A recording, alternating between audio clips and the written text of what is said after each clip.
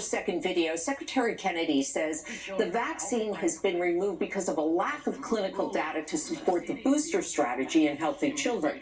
But apparently, the decision did not go through the typical CDC review process by outside advisors, which would then make a recommendation to the CDC director. Right now, there is no director. So what does all this mean? The Affordable Care Act says insurance has to cover CDC-recommended vaccines. It is unclear tonight if people will have to pay out of their own pockets for their kids' COVID shots. The CDC's own website does not match what Secretary Kennedy said today, and we've reached out to HHS but have yet to hear back, Lester. Okay, Ann, thank you. Tonight, we're learning the State Department is stopping all new applications for student visas as President Trump also escalates his clash with Harvard, warning he could take away millions in taxpayer-funded grants for the university. Gabe Gutierrez has late details. Tonight, President Trump's crackdown on international students is intensifying, his administration ordering embassies to stop interviews for student visas as the State Department prepares for an expanded social media screening for applicants, according to an internal cable seen by NBC News. It comes after a judge temporarily barred President Trump from blocking Harvard University from accepting future international students, which make up over a quarter of its student body. We have Americans that want to go there and to other places, and they can't go there because you have 31% foreign. Zalene Ma is graduating with a PhD from Harvard, but worries he'll have to go back to China instead of conducting postdoctoral research on AI here in the U.S. What would your message to President Trump be? We, international students, we have followed every rule. We got our visa. We passed all the background checks, and we shouldn't be the ones who are facing such uncertainties. In a new escalation, the Trump administration is reviewing $100 million in federal contracts with Harvard.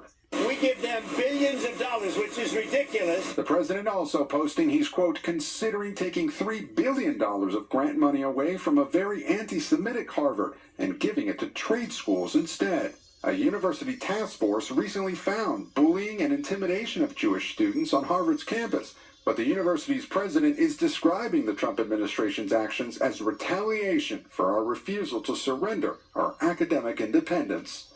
Why cut off research funding? Sure, it hurts Harvard, but it hurts the country. The president is also now threatening to withhold large-scale federal funding from California if the state keeps ignoring his executive order banning transgender athletes from participating in women's sports. The Democratic governor has defended California's policy. You're talking about a very small number of people, athletes. And my responsibility is to address the pressing issues of our time. Also today, President Trump had another warning of Putin after new attacks on Ukraine, saying he's, quote, playing with fire. Lester. Hey, Gutierrez, thanks. King Charles delivered a rare speech in the Canadian Parliament today, reaffirming that Britain stands with President Trump. Tom Costello. Was not so subtle message to the White House. Canada, of course, is part of the British Commonwealth. Canadian Prime Minister Mark Carney, King Charles, today,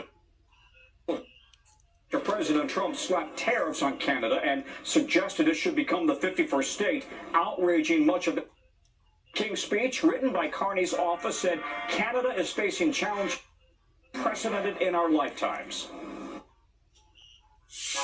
Democracy, pluralism, the rule of law, self-determination, and freedom are values which Canadians hold dear, and ones which the government is determined to protect.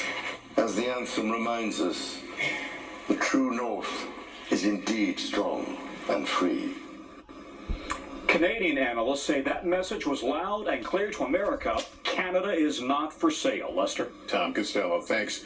The investigation into a horrific incident when a driver plowed his van into a crowd of soccer fans at a parade in England. Raf Sanchez with what we're learning about the suspect, and we have to warn you here, some of the images are quite graphic. Tonight, new details emerging about the driver behind the wheel of this minivan who plowed into a massive crowd watching a parade. British man, now now being held on suspicion of a murder, dangerous drug and drug on drug. Detectives are making significant progress as we seek to establish the full circumstances that led to the incident. Investigators say they don't see any link to terrorism and that there is no intelligence suggesting an imminent attack. Tonight, much of the parade route remains a crime scene.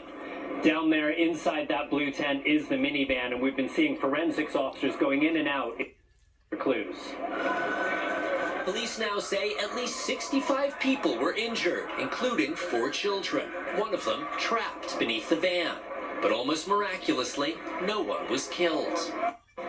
And tonight, police say it appears a barricade was temporarily lifted during the parade to make way for an ambulance, allowing the van driver to slip in behind him. Lester? Ref Sanchez, thank you.